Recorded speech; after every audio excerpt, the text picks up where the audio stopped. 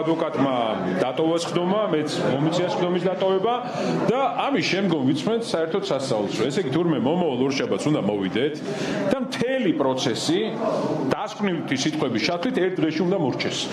ეს არის პირდაპირ, ამის მეტი გამოხატულება დავალების, რომ დაუყოვნებლივ სასამართლომ უნდა დასაჯოს პოლიტიკური ლიდერები, მეტი რა არის. ანუ პირდაპირ მოსამართლე ამბობს, რომ ყველა მოწმე, ყველა პროცედურა, შესავალი სიტყვა, ყველაფერი უნდა მორჩეს ერთ დღეში და დღის ბოლოს უნდა დაამთავროს ხდომა. ანუ ბრალი უნდა რომ წარმიდგინონ, ციხეში უნდათ რომ გაგვიშვან და სასამართლოში მოსვლის ეშინია? თუ მართალია, რატო ეშინია?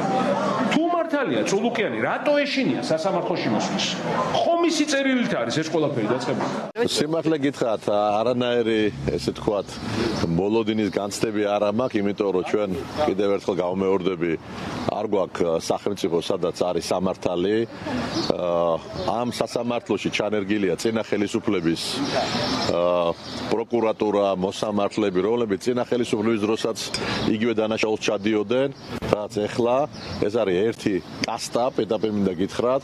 ამიტომ სანამ მთლიანად რეორგანიზაცია არ მოხდება და ამათი გაშვება არ მოხდება ხელისუფლებიდან, მე არანაირი მოლოდინი არ მაქვს სამართლიანობის განცდის. ამიტომ დავდივარ აქ, იმიტომ რომ ფარდა კიდევ ერთხელ მაქსიმალურად ფარდა ავხადო იმ უსამართლობას, რომელიც ამ ქვეყანაში არის დამკვიდრებული და ფარდა ავხადო პირველ რიგში ქართული ოცნების მომხრეებისთვის, რომ დაინახონ, რომ ხვალ შეიძლება მათი ოჯახები ან თვითონ ისინი დადგნენ ისეთივე სასამართლოს, ესე თქვათ, ძალადობის და მსხვერპლის ქვეშ, როგორც თქვათ ჩვენ ვართ ბოლო 5 წლის განმავლობაში.